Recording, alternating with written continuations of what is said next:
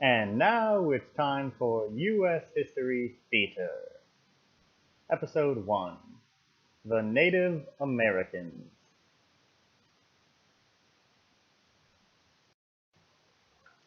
Hello, Hazelwood North Middle School students. This is Mr. Stahl, and I have a question I've been thinking about.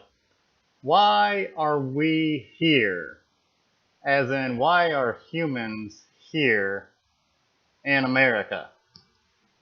We are actually about to embark on one of the greatest adventures that has ever been told. You've already begun to understand the natural wonders of the rivers and mountains of the United States. And these beautiful and dangerous parts of our country will play an important role throughout the year. But there's one thing we haven't talked about yet, and that's us, humans, the people who have lived in and affected the United States that we're part of today. So in this unit, you're going to discover what it was like to live in America hundreds or even thousands of years ago. And you will witness the terrible wars, fantastic new discoveries and inventions, ancient religious rituals, two of the most important events in all of human history. You're going to relive the thrilling tales of courageous men and women who are the evil villains and the heroes of our history. But before we get to the kings and queens and the tribal leaders and the presidents and the scientists and the explorers, the warriors, the slaves, the poor, the starving, the enormously wealthy, the writers, or even the common people like you and me, before we begin to tell their story, let's tell our story. By which I mean the story of everybody. The big picture point of view, the story of humans on planet Earth. To answer the question, why are we here? Let's begin at the beginning with the first humans 200,000 years ago.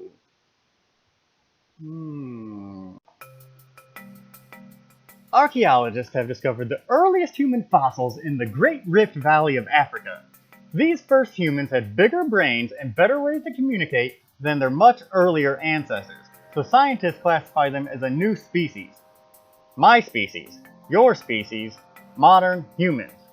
The oldest evidence of modern humans is around 200,000 years old, and for 100,000 years of our existence, or half of all the time humans have lived on Earth, modern humans lived only in Africa, still primarily around the Great Rift Valley and southern Africa.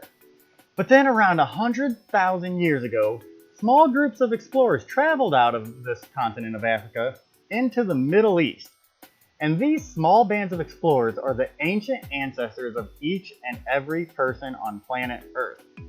These early humans lived as hunter-gatherers, which means every single day, every single person had the same job. You find food to feed you and your family. This also meant that they moved around a lot, looking for food.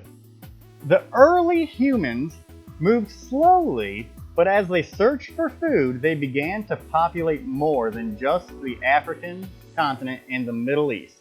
They populated Asia, they populated Australia, they moved to Europe, and they even moved to the cold, snowy areas north of North Asia or Russia.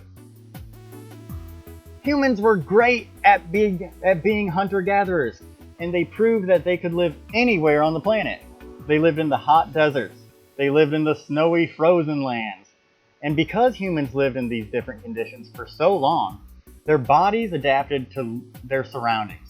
Over time, some humans developed dark skin, which helps shield them from the sun, while others developed lighter skin because they wanted to absorb more sunlight. This is how modern ethnicities and skin colors were created, and why we all look different today. But despite our skin color, we know that we are all genetically almost identical.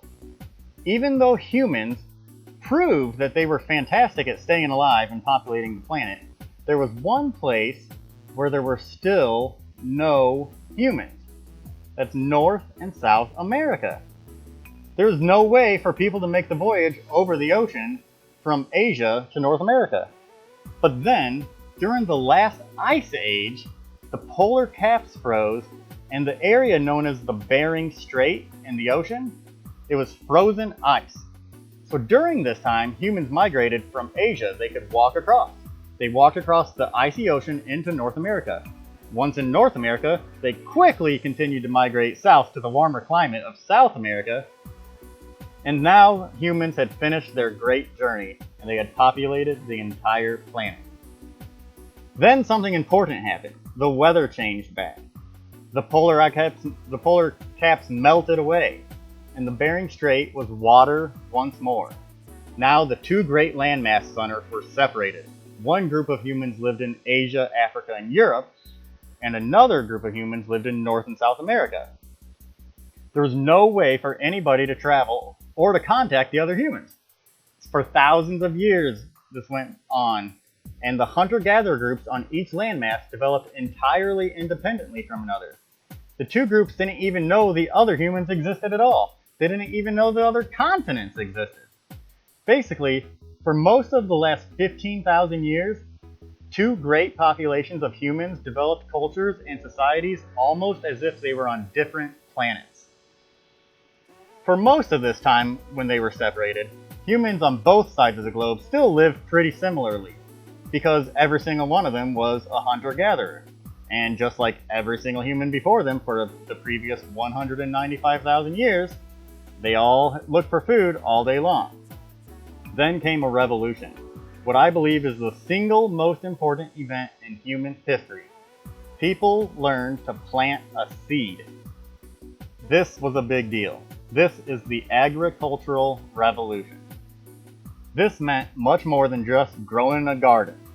This meant they knew where their food was going to come from, so they wouldn't have to spend all day every day looking for their next meal. That meant they didn't have to be constantly moving, and if you're not moving, then they started to build permanent homes. And guess what? If you have one family build a home next to another family, then what do you call a couple permanent homes together? You call it a village. And then you add a few more, maybe you have a town. Keep adding more, and soon you have cities, and you keep growing and growing and growing. Now we have humans, after the agricultural revolution, beginning to live in larger and larger communities, and these communities spread ideas quickly. They develop rules, they develop laws, they develop religious beliefs, they develop rulers such as kings or pharaohs or chiefs. They develop the origins of all of our modern culture, and they develop what we call civilization.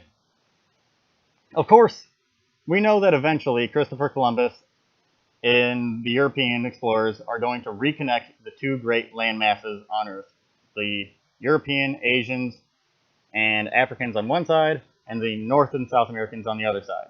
But before we decide whether Columbus was some great hero or maybe a terrible savage, let's dive into the fascinating history of the diverse civilizations and people who lived here in North and South America for 15,000 years before the Europeans.